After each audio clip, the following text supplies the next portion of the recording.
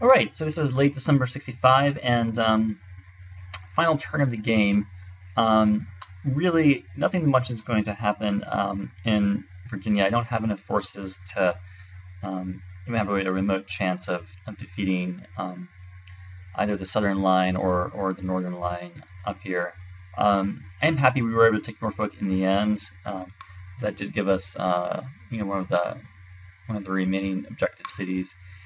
So we're going to do what I think I would have done normally in the game, is just I would have moved over and kind of gotten control of the railroad here um, again. Farther south, I'm going to send out the division from Wilmington to start to head over towards Florence. Buell's two divisions will come up here and join the region just to the south of Augusta. What happened was last turn, there is a there we go.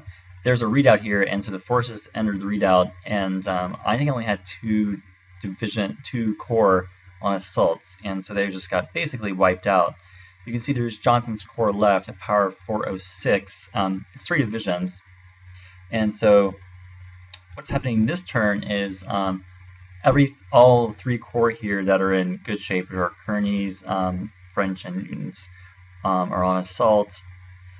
And Shanks is also on assault, and then finally Foster. So that'll be 5 corps on assault. That should be enough to get those 3 divisions. We won't be able to do anything here in Charleston as the forces are even, and we really can't do anything here in Augusta as well. Same thing with Atlanta. The forces are just too large. I will move Grant and the other forces down, which is I think what we would probably have done if the game would have continued on. Same thing here. We'll move forward up to West Point. In the far west, we will basically try to assault Van Dorn, but I don't have a lot of confidence that will happen. Finally, we were never able to do anything with Johnson's division. Somehow they were miraculously able to stay supplied. Oh yeah, down here in Savannah, we can also we're going to bombard with our fleet. Get some pretty good armored ships here, so I think they can hopefully soften them up a little bit. All right, that's about it. So let's run the turn. We'll see what happens, and then we'll look at the final score. All right. So here's the screen. We have a minor victory, win by victory points. Final score is 57-18 versus 31-80. Kind of two interesting things happened. One is Forrest and I think Hill. Is Hill here? Yeah, Hill's over here. Forrest came down here and launched the attack, and we had a very, really a pretty small, battle here pretty much at the end of the game, really, day 14. Yeah, so you can see here, outnumbered by 2-1. We did take more casualties, but we ended up retreating. That basically leaves Augusta pretty much just wide open. Down here in Savannah, as you can see, we did take Savannah,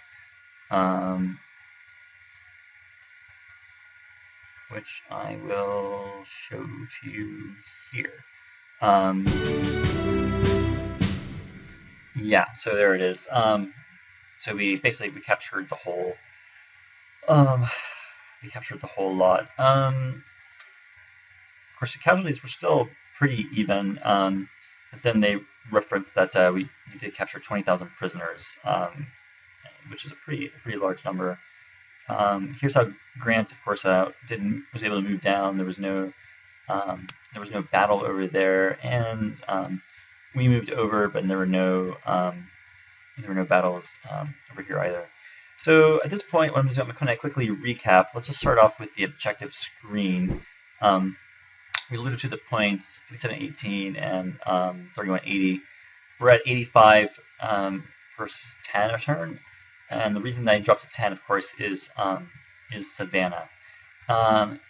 In Virginia, basically, in a sense, really, they're more or less down to Richmond, kind of like the Richmond-Petersburg line with a little bit of extra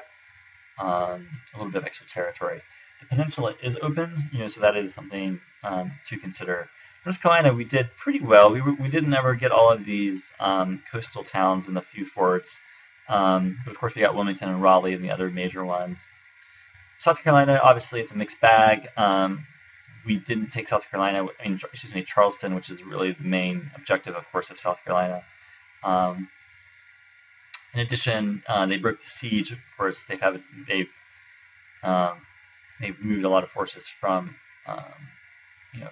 Augusta, actually, to do that. Over in Georgia, they have Atlanta, of course, which is an objective city, and then some of the towns around it, including Macon and Milledgeville, which is the capital. Pretty much everything else is ours. Tennessee is all ours. Arkansas, except for the one force here. Same thing with Louisiana and Alabama. Texas is mostly ours. We had still a few more towns to get down here, a couple more up here, a couple more forts to get, but not a whole lot left. Van Dorn, of course, has a small force here, but we definitely could actually defeat that if we're able to bring them to battle again.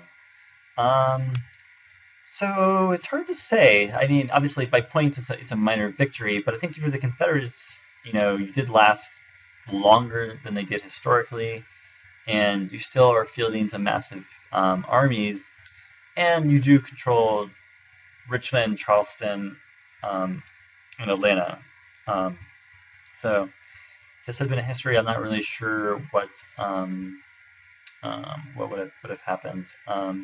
Let's see what else happened here. We had a couple other skirmishes. Yeah, so we won here in Florence. And then there's a small battle out here. We lost against the fort garrison.